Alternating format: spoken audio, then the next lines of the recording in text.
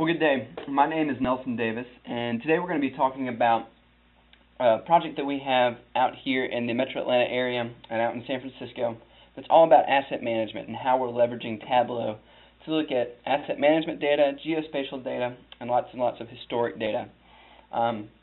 This is going to cover two different clients that we have. One is the Georgia Department of Transportation, and the other is the San Francisco Municipal Transportation Authority. And first off, to give you a little bit of background on me, my name is Nelson Davis. I am a senior transportation data analyst and the subject matter expert for North America for my company, which is Serco. I've been with Serco for almost 3 years.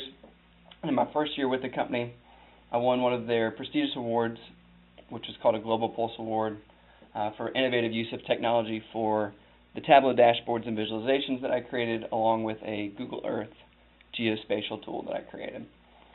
Previously, my background was in transportation engineering, and schooling, I went to Georgia Tech for both my bachelor's and my master's in civil engineering transportation. My use of the product of Tableau has been going on for about 2 years. When we first came onto the project here in Atlanta, we had tons of asset management and geospatial data, and we were working on a performance-based contract without actually analyzing any of the performance of the contract. So we looked for a tool that could dig into the databases that we had and help us to make sense of all the data, geospatial and otherwise. Currently, I'm leading 3 projects in 3 different locations here in Atlanta, out in San Francisco, and up in Richmond, Virginia. We're just starting a very large-scale project. We also have 3 more projects out in the pipeline as well. So the company I work for is called Serco, and the joke within our company is that we are the largest company you've never heard of.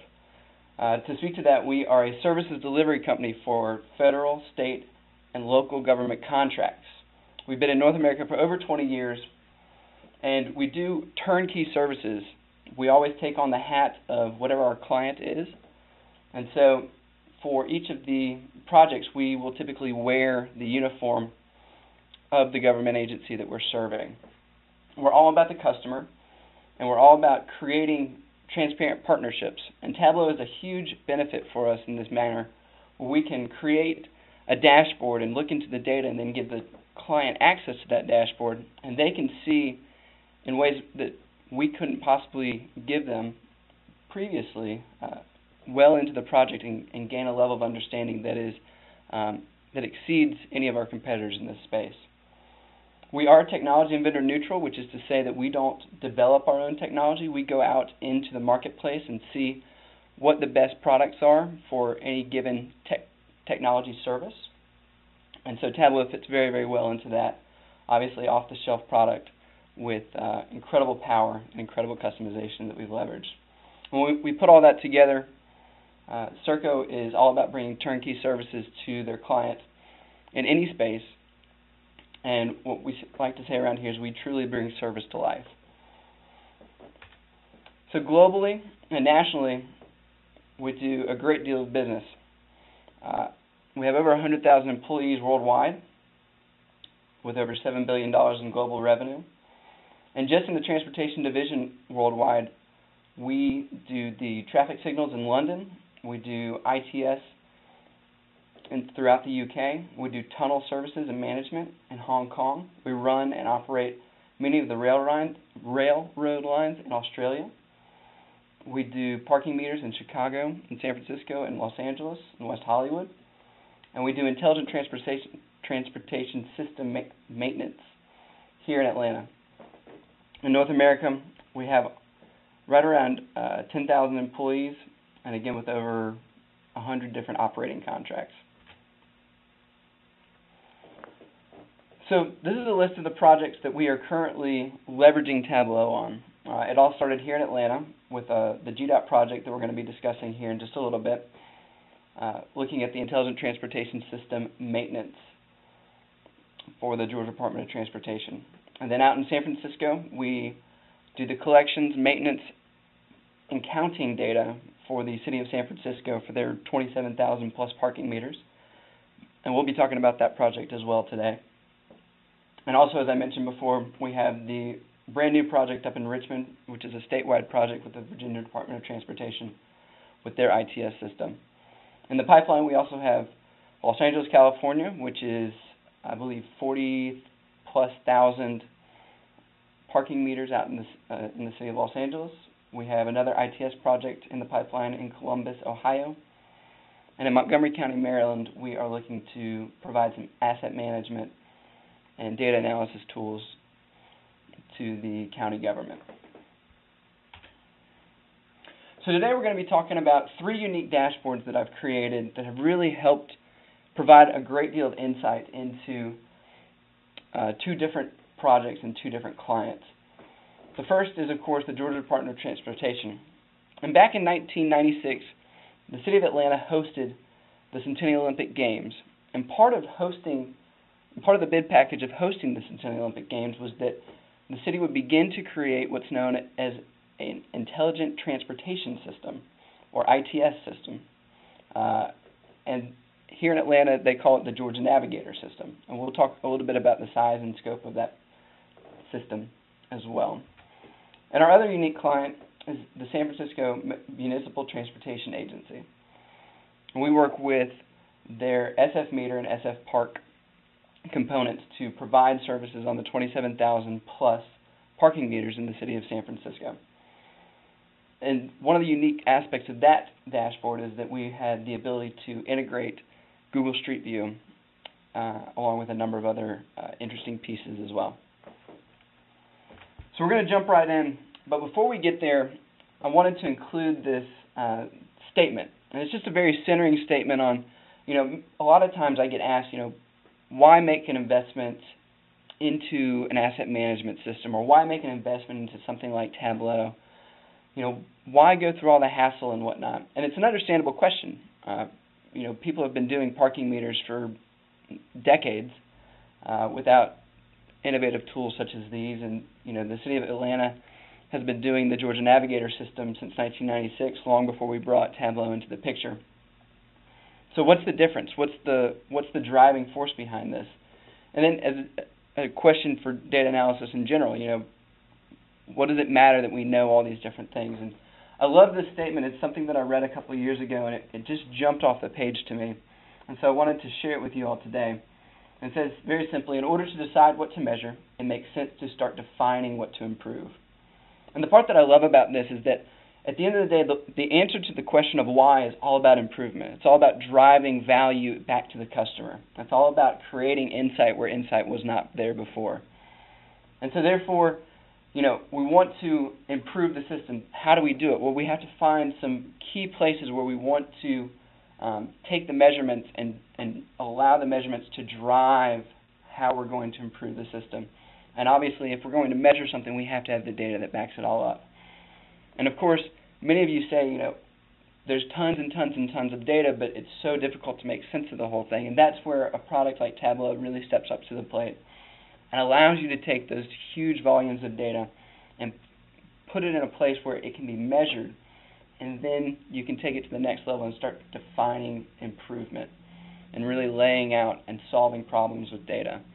And so I just love this statement. It's something that I keep above my desk, and it's something that I look at often to just remind me of why we do this and what the ultimate goal is each time we step in to do some sort of analysis. So now I want to share with you guys just a little bit of the size and the scope of the Georgia Navigator system here in Metro Atlanta. And this was the first project where we started to leverage the tools of Tableau. And so you can begin to see very quickly out in the Metro Atlanta area, we have over 2,600 field devices, almost 550 CCTV cameras, over 1,700 video detection cameras which do speed, occupancy, and volume, all the changeable message signs that produce the messages for Amber Alerts and weather events and wrecks and whatnot, 175 ramp meters, which are the stop-and-go lights at the end of on-ramps. Everything feeds back into 24 fiber optic hub buildings that are strategically located throughout the city. And when you add it all up, it's over 240 centerline miles of fiber. And so we look at this and we say, wow, there's 2,600 plus field devices, but this doesn't include Also, all the network devices that have to operate in order for our endpoint devices to work as well. So things get very complicated very quickly because you're talking about such a large number of devices in so many different places. And so we have a great deal of emphasis that's placed on our geospatial data and how we leverage a lot of our historic data. And so it's very interesting. Serco came in to provide the Georgia Department of Transportation this service. The project went out for bid in 2009. The project went out for bid in the late 2000s. In 2009, we won that bid. We took over the project in February 11, 2010, and we've really had a dramatic effect on the system. When we got here, there were over 1,000 down devices in the system. And earlier this spring, when we took the snapshot, we had right at 21 down devices in the system out of 2,600 plus devices. So the corollary of that chart is this one, where we basically took the system from 51% or half operational all the way to 99% operational system-wide availability for each of the endpoint devices. This has been the result of a huge effort. Not one particular person can take all the credit by any means for any of this.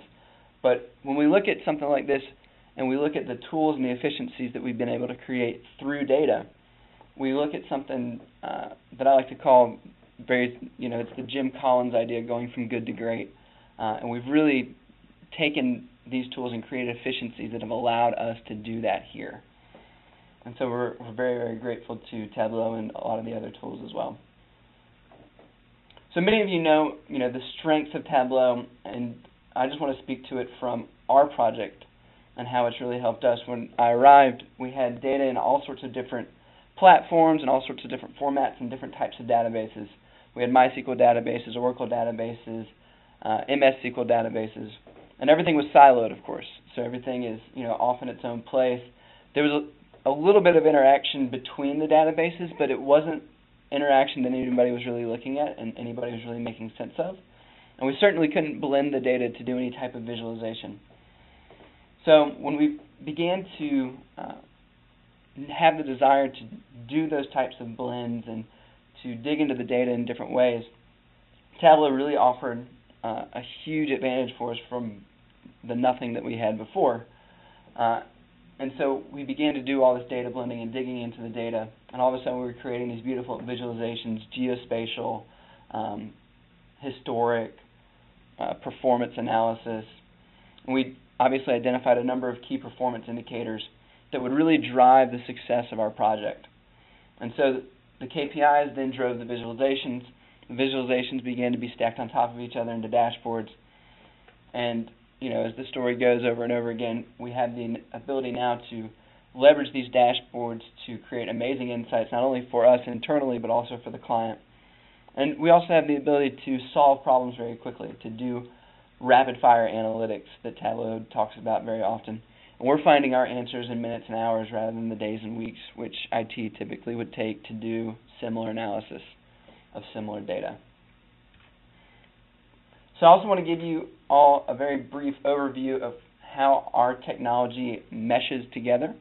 The second item from the top there is our IBM Maximo. Maximo is an enterprise asset management solution from it's our enterprise asset management solution from IBM, and it is a fantastic way to input data when you have to collaborate through a number of different people, but it's not fantastic for looking at data and visualizing data. And we also have Nagios, and Nagios is a Linux network monitoring software.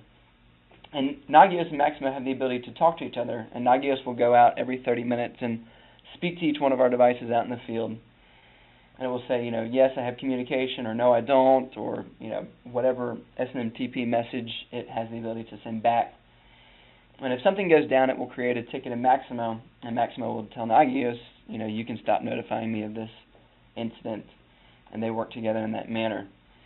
But all those things kind of silo themselves off to each other, and nothing's really that great for digging into the data by any stretch of the imagination. So in steps the Tableau solution, and all of a sudden we have the ability to connect to each one of these types of databases. The IBM Maximo database is a Microsoft SQL database. Nagios is a MySQL database. And it really was very difficult for us to make coherent analysis when these two databases needed to be blended together. So to give you an idea of what I'm speaking to, this is a screenshot of our Maximo Web Interface. And as you can see, and probably rightly so, there's probably not a way around this in the software itself, but the data, even inside of its own database, because of the way the tables are constructed and the way that visualizations don't occur here in the web interface, it kind of gets siloed off into itself. So I have asset data, I have location data, work order data, multiple different types of data.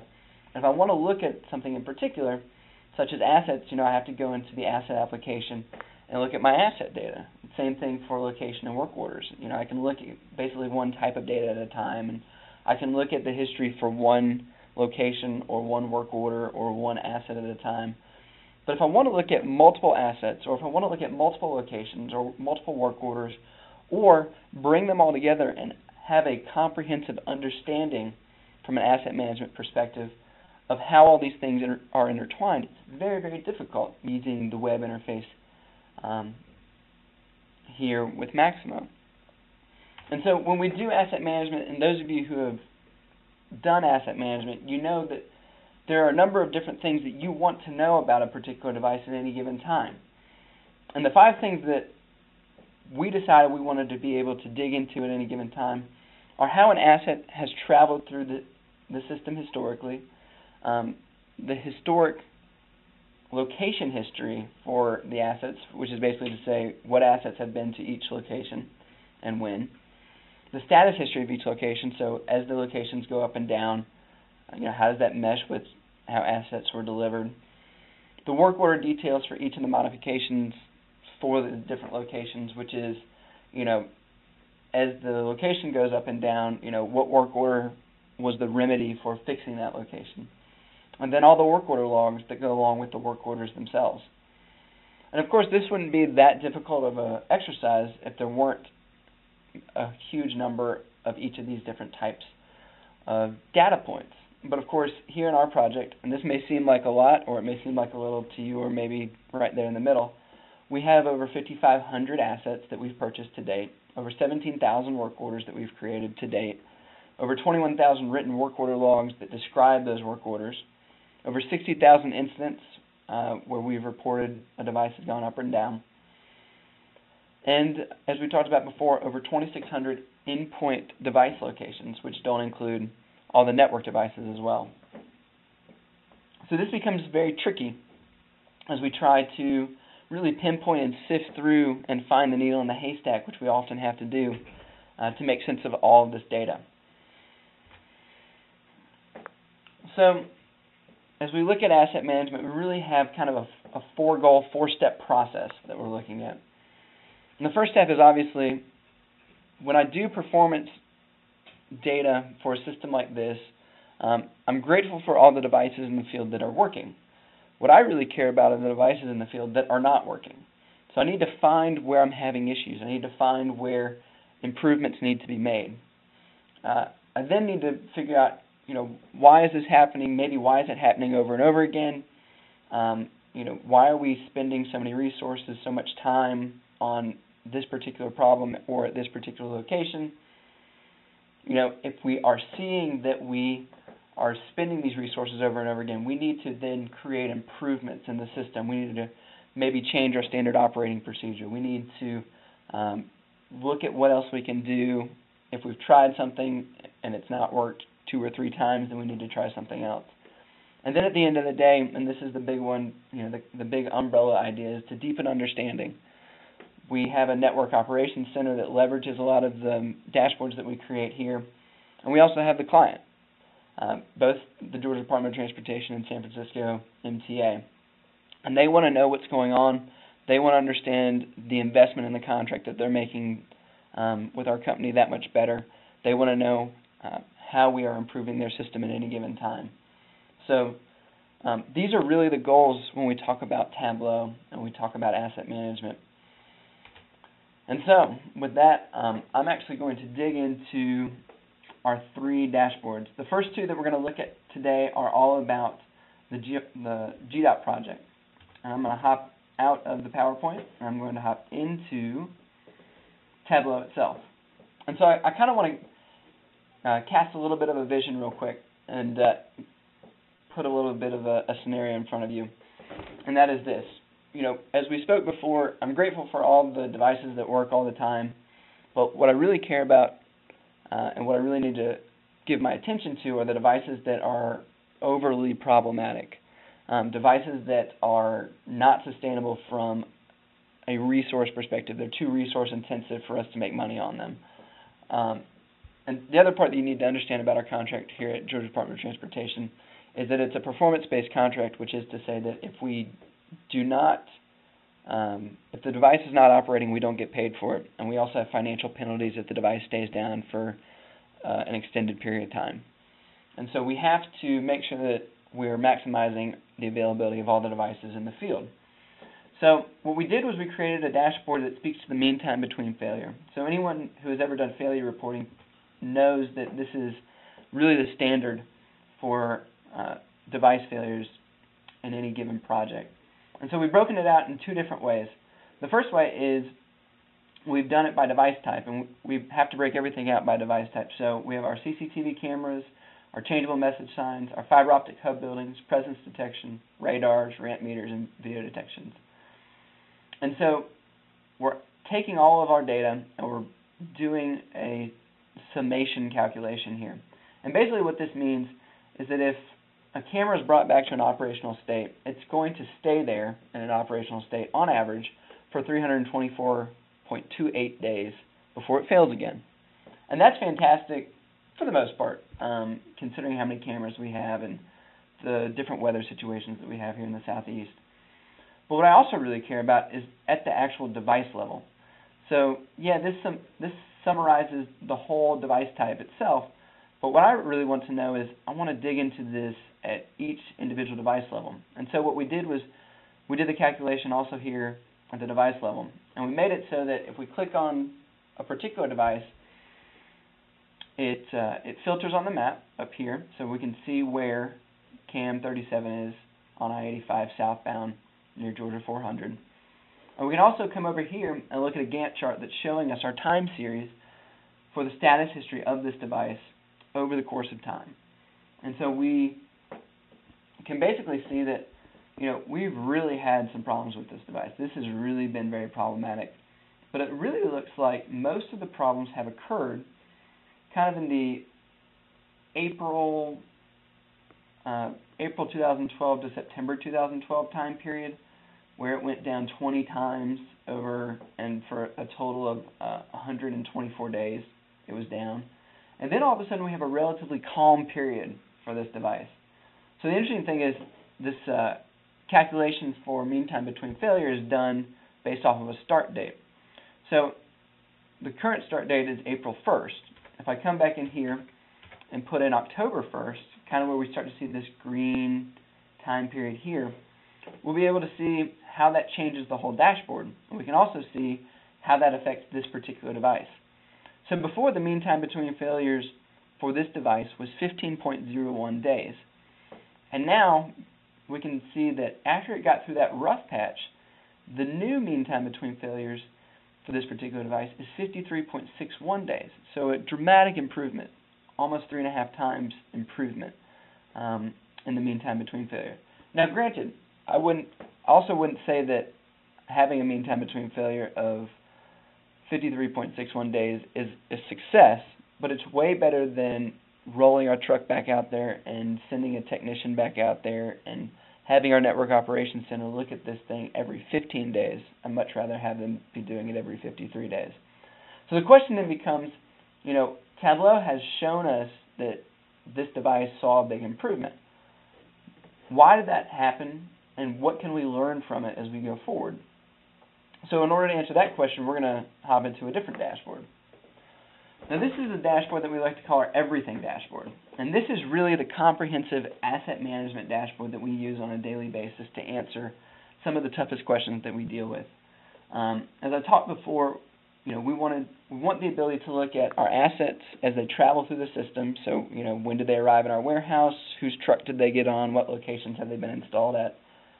Et cetera, et cetera. We also want to be able to look at the asset history by the location. So if I want to look at CAM 37, for example, I want to know all the assets that have ever been at CAM 37, and that's where we can do that here. Again, the location status history, and this is going to be the same thing that you just saw in our previous dashboard. The work order history, so I'd like to know all the problems that any location has ever had over the course of the project, so we can begin to see trends and patterns in that as well. And also, finally, the work order logs. This is where the technicians who are serving the devices in our network operations center as well, they have the ability to write down exactly what they did to solve the problem, how they triage the issue, and then we can learn from these things as we go forward. So I want to do kind of a deep dive into this dashboard because it's actually fairly complex, and we want to use it as maybe an advanced dashboard for those of you looking for kind of a comprehensive way of doing a number of different things.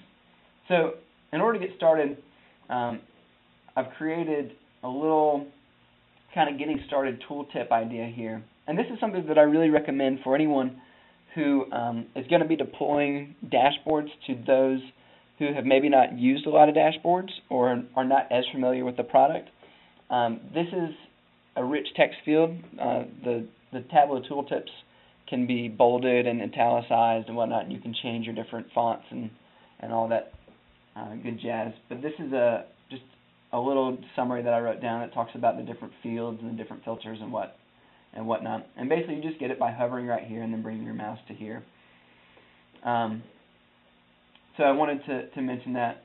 The next thing I want to mention is how some of the filtering works here. And what you're going to see here is I've created what I like to call a Frankenstein switch. And that is to say, when you use Tableau Desktop, you have the ability to pause the calculations in the software. And so you can kind of add in your filters and maybe change a bunch of things all at the same time. And then you can turn, automatic updates back on, and Tableau will then update the whole thing. When you are a server user and you're interacting with this on the web, you don't have the ability to pause. So what I found was, in order to do the filtering the way I wanted to do it, I had to make it so that different filters would always feed back into each of these 5 different things. And as such, I had to basically make it so that all these things would populate in a normal situation without, if none of the filters were populated, everything, all points of all the data would populate automatically when you opened up the dashboard. Well, performance-wise, that was absolutely terrible. It would take at least a minute, if not 90 seconds, if not 2 minutes, for all that data to populate, and the dashboard really was unwieldy until you could actually put some filters in it. So to combat that issue, I created what I like to call a Frankenstein switch, and I'm going to show you how that works right here in just 1 second. So I'm going to go ahead and put CAM 37 here into my field, and I will select it. And the first thing you should notice is that I'm actually using my map to be my location filter. So this field right here just filters to the map, and then I'm going to come up here and select it. And then now what I'm going to do is I'm going to take my Frankenstein switch, and it's this ready-to-run parameter. And it's basically just a true or false Boolean parameter. And it's set to false by default. And then once I've entered my information in there, I'll hit true. And now just the information that I want to populate that's pertinent to my location is going to populate into each of these different visualizations. So the interesting thing, obviously, is now we're looking at a whole bunch of different time series data. And all this data goes back to the beginning of our project. And we can see, as we saw before, here's all that up and down, up and down, up and down information for this camera. And then, of course, this is the time period where we started saying that, hey, something happened, something has changed here. We've done something good here. Let's try to figure out what it is. So if I hover over it, we create the tooltip, and one of the memos that's in Maximo is why are you changing the status? And so we look right here, it says work order 14.543 has been completed. So I can come down here into my work order status history, and just of note, you can see basically the work order statuses really track with all these up and downs. You can see all these work orders that pertain to all these different down instances, and it's just very, very ugly, and it's just the amount of investment and resources we've spent on this device probably deserves its own analysis at another time, but it's hefty. So what I can do is I come over here and I can click on 14.543, and that's going to bring up the work order log that I care about. So this is the work order log for that particular work order. And again, I'm going to hover over this, and it's going to give me some of the work order information. And it says here that Mr. Brian Jackson arrived at CAM 37 back on September 11th, 2012, so just about a year ago. And when he got there, he found that the video in the cabinet was good, but when he called back here to the Network Operations Center, we reported that we were having bad video. And so he gave us, while he was at the cabinet, he did what's known as the wiggle test, which is a highly technical term for taking the coax cable and wiggling it and seeing if it causes the video to flicker. If it does, then it means you have a bad connection. So it failed his wiggle test, and he realized that the cable itself was bending at a radius that was not healthy for the cable, and it was causing the cable and the connector to fail. So what he did was he took out a $2 endpoint connector, which was a 90-degree elbow, and he took that on and put it onto the coax cable and got rid of the bend that was in there. And then he gave it the wiggle test again, and the Network Operations Center here reported back to him that now the camera was no longer suffering when he gave it the wiggle test, and it had passed. Well, all of a sudden, because of that $2 little connector at the end of the cable and the investment of Mr. Jackson's time doing the wiggle test, all of a sudden we see this fantastic green period where we have a huge improvement at this location. So once we realized and looked back and said, 37 hasn't gone down in a while, I wonder what's going on, we have the ability to kind of say, okay, here's a best practice. Here's something we need to take and make sure is being done everywhere. So believe me when I tell you now that the wiggle test has become standard operating procedure. This is something that we ask and implore all of our technicians to do. We have our people here in the Network Operations Center remind guys when they're having issues with video, make sure you do the wiggle test. Make sure that you've added whatever 90-degree elbow you might need in order to bring that camera back to an operational state and be operational for the long term. Now, this is not an insight that we would be able to come up with on our own. This is one of, like we said, 20,000 some odd work order logs. And we don't just figure out, it seems like maybe we should check this one. But using Tableau, we can dig in and find this needle in the haystack. I mean, this is really a fantastic deal for us. So this is just one of many, many insights we've generated from this dashboard, and this dashboard gives us just a fantastic ability to see deep into the data and make insights that we wouldn't be able to see otherwise. So another thing that I want to dig into really quickly are some of the dashboard actions. And there's nothing really revolutionary here, but what I do want to speak to, as you saw me before, I was able to click on work order and it pushed down here to work order logs, and if I unclick it, obviously it'll go back and show me again all the work orders for this particular location. The same thing happens here when we talk about assets. This is one of the assets that has been installed at this particular location, and I have the ability here to track that asset through the system, again, as a Gantt chart through time. And again, if I hover here, I get all sorts of asset information, including who the manufacturer was, what model this is, what the serial number is, so we can do batch analysis if we need to, what the vendor was, what work order added it at this location, when it got there, who installed it, all these different types of things. So the point that I want to make here, and this may not be maybe the most innovative thing to everyone, but I'm really a big proponent in Tableau, if you are just getting into the Tableau dashboard actions, a lot of times you'll come up and say, hey, make this visualization a filter. And by default, Tableau will check all of your source sheets and then all of your target sheets, and it will also target filter all the fields. What I would encourage everyone, as you get farther into the software, is to really make this a little bit more intelligent. Really go in there and figure out, I want this particular visualization to target to this particular other sheet. And the other big thing that I found that's very, very helpful is instead of using the all fields, which can kind of have some unintended consequences a lot of times in my experience, I want to come in here and really specify where I want to target those different fields. And so the way that that's done is you just come in here and you create your filter, and you talk about your source sheet and what field, and then your target sheet, and then the field that's in there as well. So again, just kind of a basic or moderately advanced kind of tip and trick right here for making sure that your dashboard actions do what you want them to do, and that you have the most control over them that you need. And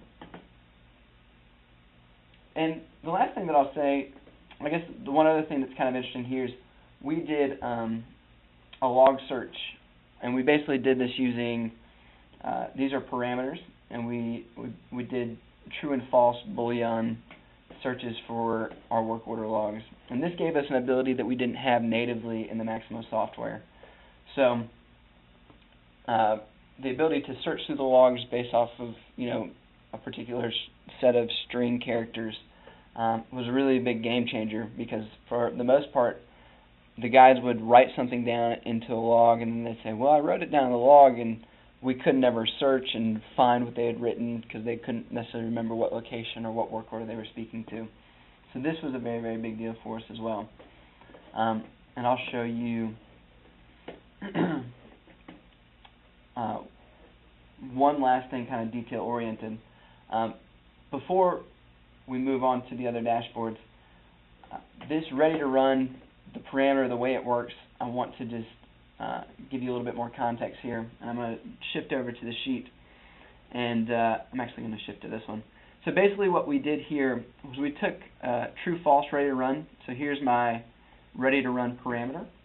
And so again, like I told you, it's just a Boolean parameter, and we would default it to false. But at the moment, because it's active, it's true.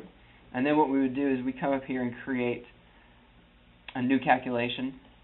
And I'm going to show you the calculation. Very, very basic. It's just ready to run. Again, my parameter is defined as true. So basically this is going to give us another Boolean. And as you can see, it's a true, false. And then we put that on the filter shelf. But the trick here is we add it to the context. And for those of you who aren't familiar with that terminology, the way you do that is you just right-click on any one of your filters, and you say Add to Context.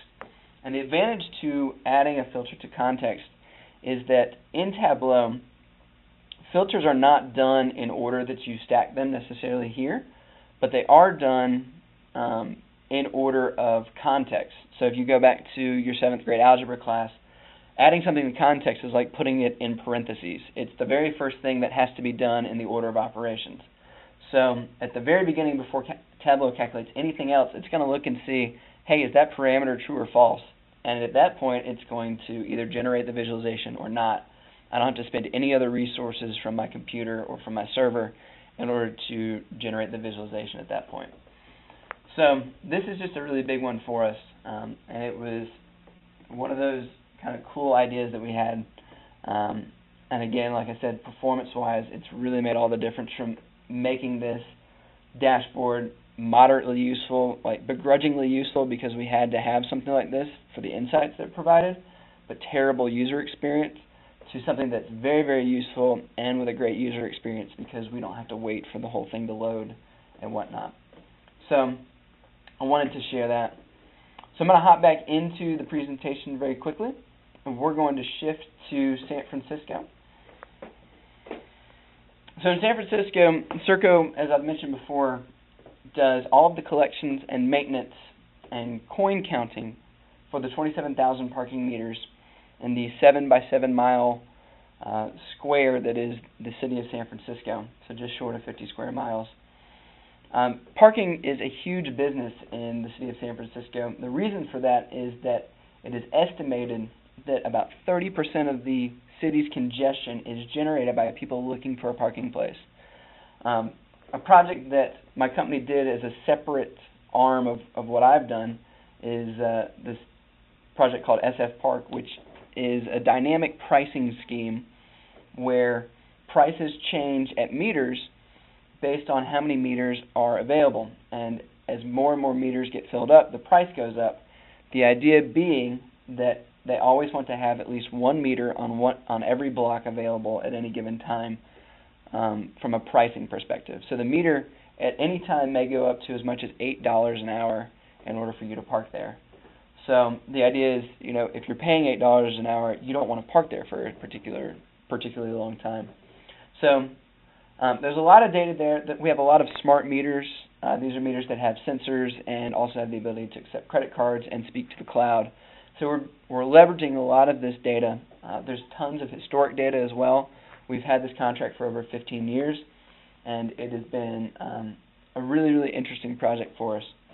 So from a data perspective, we have, as I said before, tons of collection, maintenance, and counting data, tons of geospatial data, lots of assets. Again, each of our meters is an asset. And we have some different databases that have been developed and different interfaces that work with all the proprietary software and proprietary devices that are used out in the field. So before we got there were a number of issues. The mapping capabilities that Tableau has been able to provide San Francisco MTA has been really huge.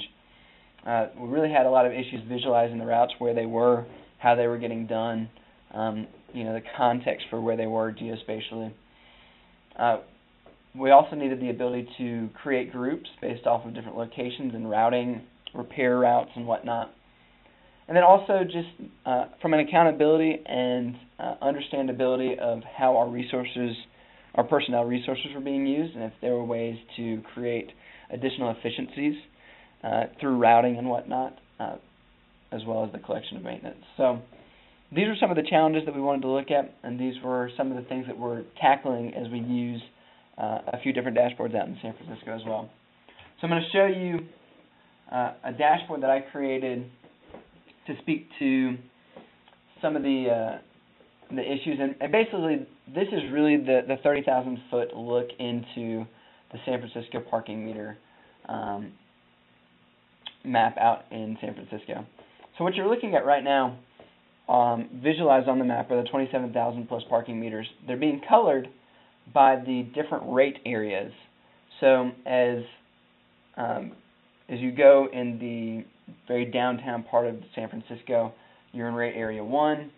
As you come out, you're in rate area 2, and prices escalate depending on where you are, of course, spatially and whatnot. So I had kind of an interesting idea, and I saw this done somewhere else, and so I wanted to try it here. And that was to take the location data and the visualization and color it in different ways based off of some case statements with parameters and whatnot. And I wanted to do that, and also realized, I also want to be able to get some tooltips out of my legend over here. And if you're familiar with the Tableau software, you know that legends themselves don't produce tooltips. So I wanted to be able to get some dynamic information and make the legend itself useful, but the way the software works natively didn't allow for that. So instead of doing that, I actually took a sheet and I created a legend out of it. And you can see very quickly here, if I click on a particular one of my colors and rate areas, it highlights over to the map and whatnot. So it's nice, very helpful, and works really well. The interesting thing, of course, is I've created a parameter that allows you to choose the map data. And so if I want to, instead of looking at it looking at the data from a rate area perspective, I can now go back and look at it from the different types of posts. And so now my legend has changed, obviously, and also my map has changed. And so I can click through all these different things. I also have the ability to look at post status. So the data that's up here in this table is the post status data, so I can look very quickly and see, you know, I've got 88% of my meters are in good operating shape, but now, you know, I want to also visualize that here on the map. So I've chosen to show my map data as post status, also the table data as post status. And I can come here, click, and see the 632 bent posts that are all across the city, and highlight those here. And I can also change this up. I can look at my table data and switch everything around, and now I have the ability to look at it from the rate area as a table data and just switch all the colorizations and whatnot as well. So it just becomes very interesting in the way that all the information can be visualized.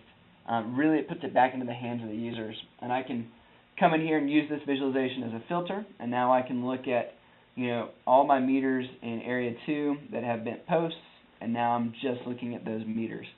And so, you know, very quickly I've kind of just filtered down, and now I can see just how many meters I need to order if I just want to look at a particular area.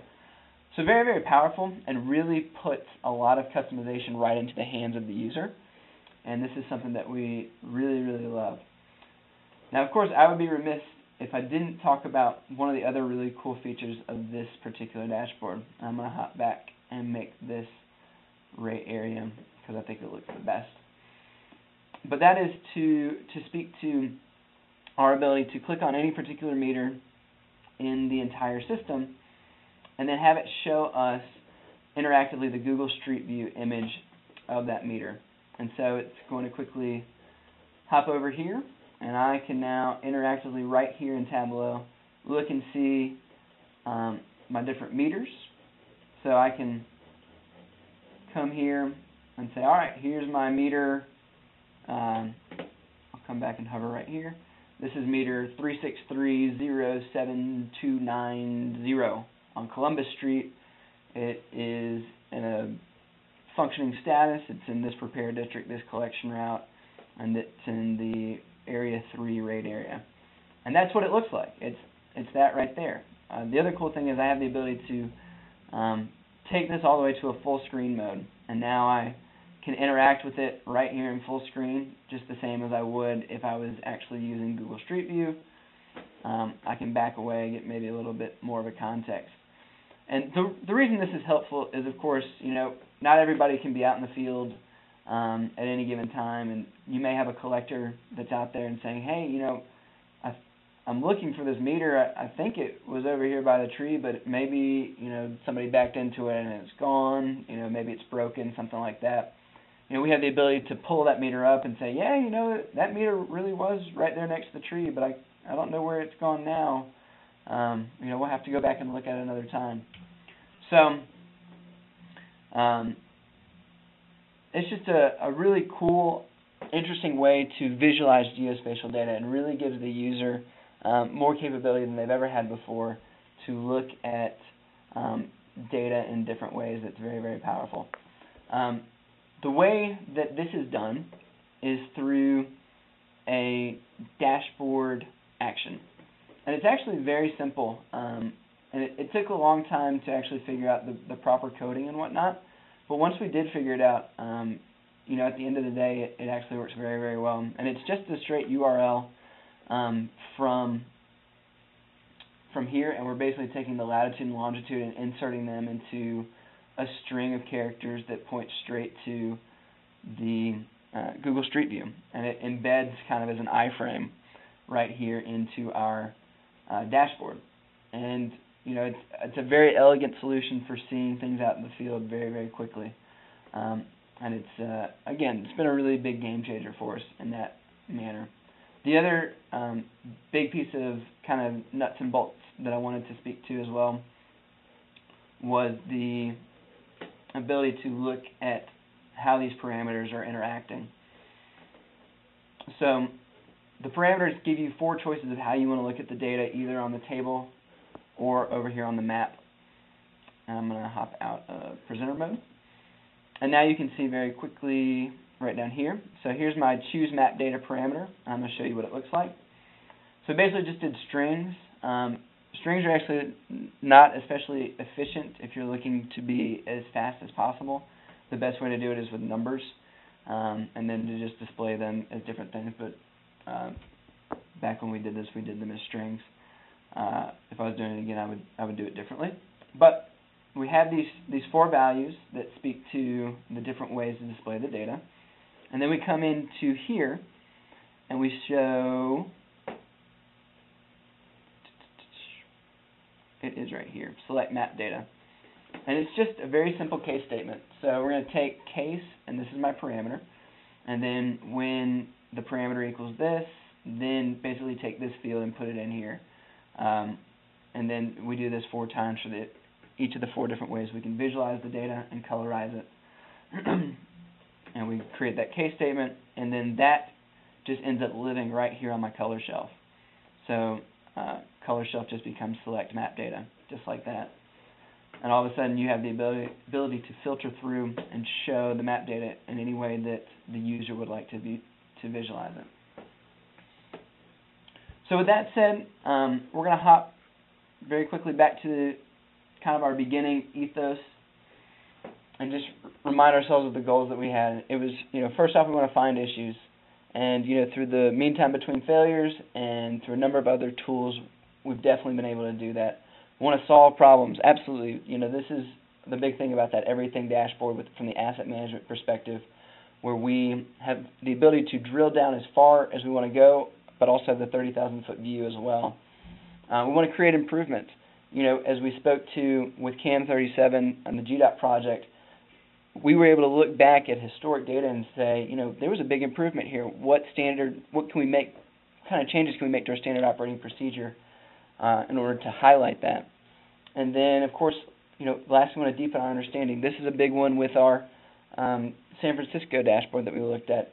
We want to be able to give the user of the dashboard the ability to customize how they see the data, because we want them to understand it at whatever level they want to. Obviously, with the mapping, we also have the ability to filter on collection routes and maintenance routes and whatnot, and that's been a huge win for us out in San Francisco. And so I'll just leave you with kind of these 5 or 6 different things that really have made the difference for us and why we have chosen and continue to choose to use Tableau. Just as everyone knows, it's a fantastic way of understanding and visualizing huge volumes of data in ways that we really don't have a great way to do in any other method. For us, we have so much geospatial data because we deal with transportation projects specifically, that the mapping component of Tableau being built in and being so usable is a really big win for us.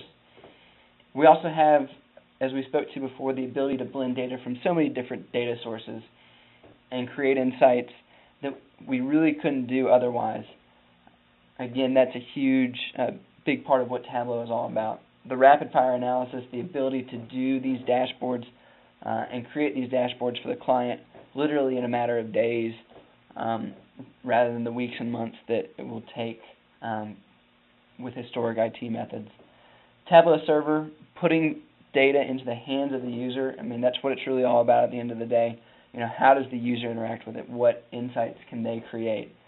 And then lastly, I really speak to the great support from Tableau. I'm a big and fairly involved person in the Atlanta Tableau users group. I've done 2 presentations in the last 3 months, and they have been very welcoming and very receiving and have really allowed me to dig deeper into understanding of the software. And there's always somebody who can help answer and ask questions, so we work together on that. The on-demand videos online obviously are fantastic. The forums where people can post issues and problems that they're having, and people that are smarter than us can figure out the answers. And then there's so much more. And I've just been really grateful. Again, I've used the product for almost 2 years now, and it has changed the way I do analysis in every way. So With that, I thank you so much for joining me on this presentation. Again, my name is Nelson Davis, and if there's anything that I or my company could do for you or your organization, we would love to speak with you. And I thank you. Take care. Bye-bye.